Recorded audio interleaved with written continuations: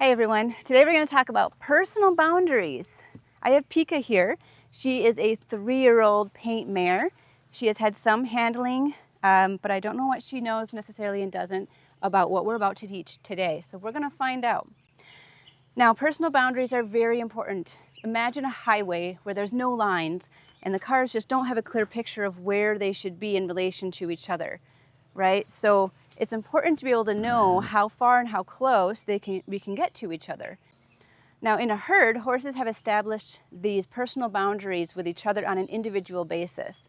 Some horses have bigger preferences than others with what their personal boundaries should be. You get to decide what your personal boundary will be.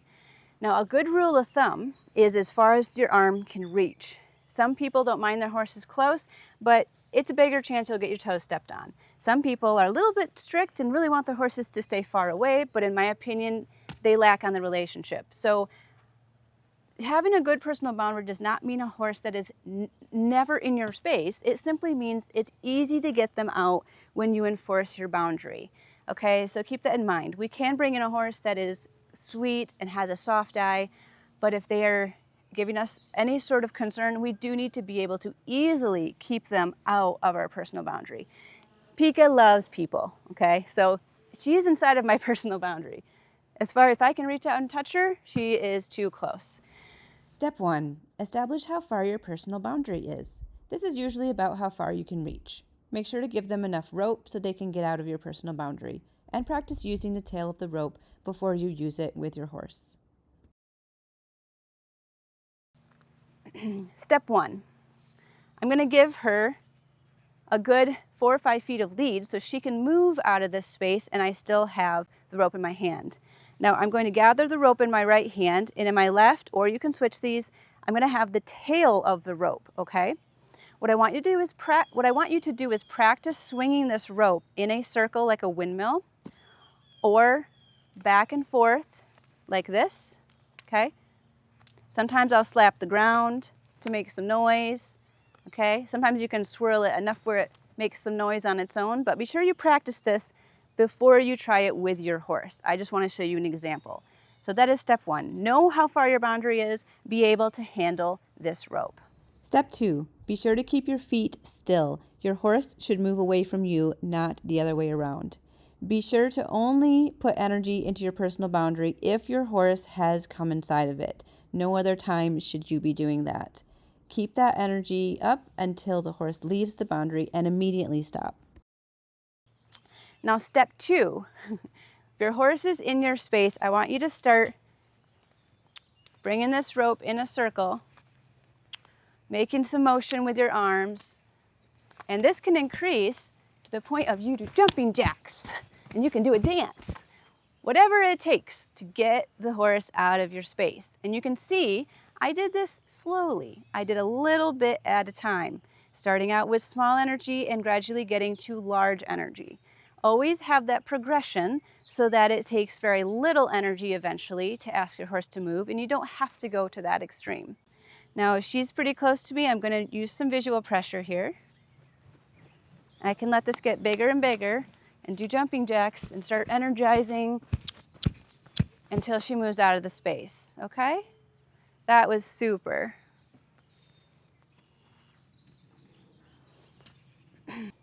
Now she came back in, so I'm gonna make some energy, throw some rope. It doesn't mean forward, okay? So I'm gonna use physical pressure to push her out of my space here.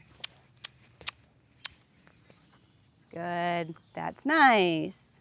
So when she's far enough where I can't reach her, we're gonna stop instantly, lower the rope, and stay still. This tells the horse that they did the right thing and they can rest. Remember, personal space lessons are something that horses teach each other. Good. This is for proximity control. If a horse doesn't have any idea of how close they can be to each other, the likelihood of running into each other as they're running or moving together is much higher. So horses understand personal boundaries pretty well. They just have to understand that it's the same with us as it is with them. With babies, you do have to go over and over these things every session repetitively until it starts to sink in. Some will get it faster than others, but don't be worried if you have to remind them a lot from this. You don't have to get very aggressive with it, but you do have to be repetitive with it. So bring some energy up here. Nope, she wants to go forward.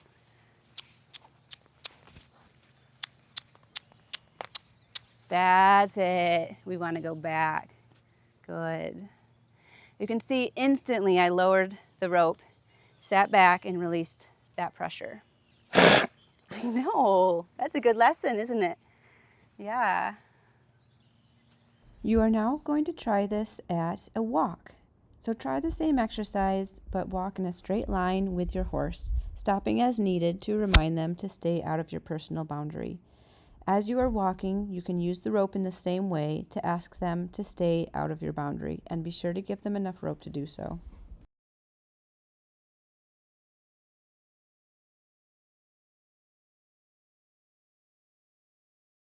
Now let's talk about personal boundaries while leading. I recommend having a rope halter if possible, and at least a 12 to 15 foot long rope for this exercise. Now that we've established the distance that we would like personal boundary wise while we're standing still, we're going to do this while we're moving. So I'm going to still have that 4 to 5 feet rope. I'm going to close my hand on it, not let it slide everywhere, but keep that distance. I'm going to walk away and allow her to follow me. If she gets too close, I'm going to start to make some energy and keep her out of my space. This should carry over really well from the exercise that you just did. This is a great distance for following so far. I like this. This is called a long lead, and I teach all of my young horses and new horses this first. It's a way to lead your horse and still have a lot of distance if they were to spook or to run, and you've already established your personal space boundary. It's more likely that they're going to run around you than into you.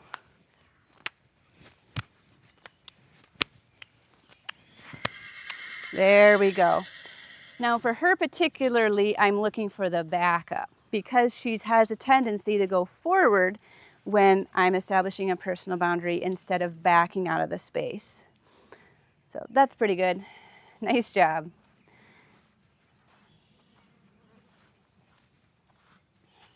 I'm going to keep this in my left hand, keep this looped in my right. I'm just glancing over my shoulder and making kind of an S curve to see if she is respecting this personal boundary. She's doing really well here. She's paying attention to how far back she should be. If I stop, she stops. She's doing pretty good. I could be picky, but she's trying, so I'm not gonna. I like that. This is the first time we did this, so I will take the small efforts. That's a little close. We'll start put some energy. Oh, that's super nice. All right, so we've got her arm's length. She's being respectful. She's doing great keeping out of my personal boundary. You can see her eye is soft. She's relaxing and she's respectful.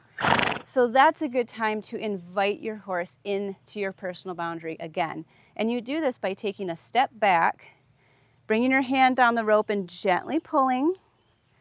Good. And then accepting her, giving her some love while she comes in here. Okay, so now we have a horse that is gentle and respectful to us, close to us, and when we need it, we can get a little bit more space if we want. So we're going to keep practicing this for her, but this is a great first session for Pika today.